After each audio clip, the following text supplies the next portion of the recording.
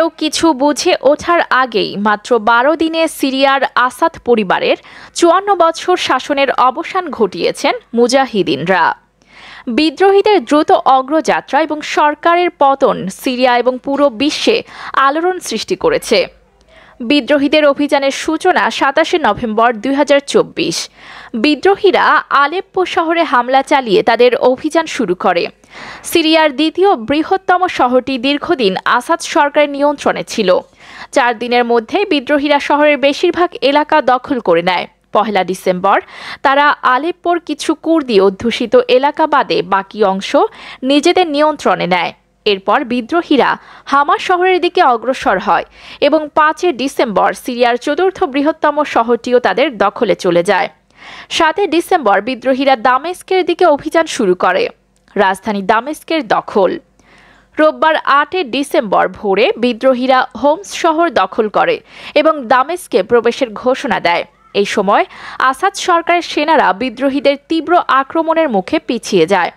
রাজধানী নিয়ন্ত্রণ বিদ্রোহীদের হাতে যাওয়ার খবর ছড়িয়ে পড়তেই প্রেসিডেন্ট বাশার আল আসাদ ব্যক্তিগত বিমানে করে পালিয়ে যান। তবে তিনি কোথায় গেছেন তা এখনও জানা যায়নি। দীর্ঘ শাসনের সমাপ্তি।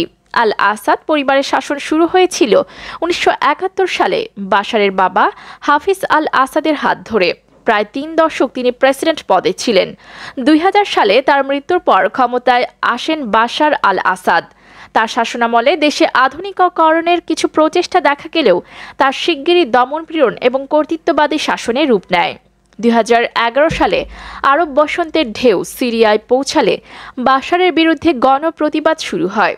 শুরুতে তরুণদের বিক্ষোভ হিসেবে যাত্রা শুরু করা আন্দোলন ধীরে ধীরে রূপ নেয় পূর্ণাঙ্গ গৃহযুদ্ধে। বিদ্রোহীদের ঘোষণা।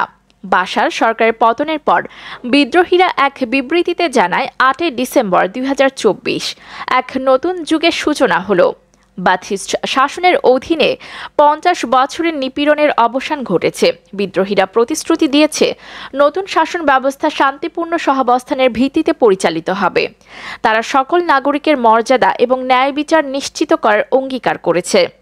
বিদ্রোহী গোষ্ঠী হায়াত তাহরির আল শামের প্রধান আবু মুহাম্মদ আল জুলানি বিদ্রোহী যোদ্ধাদের নির্দেশ দিয়েছেন আত্মসমর্পণকারী এবং সাধারণ মানুষের সঙ্গে মানবিক আচরণ করার। জনগণের উদযাপন। বাশার আল আসাদের পতনের খবরে দামেস্ক সহ বিভিন্ন শহরে জনগণের উদযাপন শুরু হয়। রাস্তায় রাস্তায় তারা বিজয়ের আনন্দ প্রকাশ করে।